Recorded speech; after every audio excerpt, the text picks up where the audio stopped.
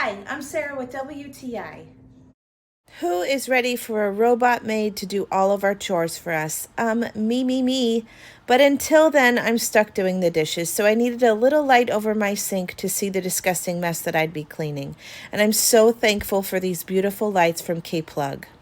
I love that they're magnetic, rechargeable, they have motion sensors, and I'm excited to tell you about all of that. They were super easy to install. They came with everything you needed, including easy to read instructions. You simply peel the adhesive tape on the magnets, attach them to your wall, and then the magnetic plates attach to the lights. My husband and I had these up in a matter of moments, and they were ready to use right out of the package. I absolutely love that they have motion sensors, which you can choose to use or not.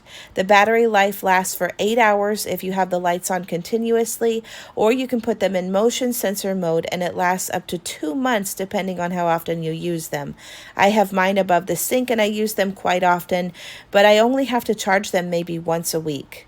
They are easy to charge. They have a red light when they're charging and they turn green when it's fully charged and ready to use.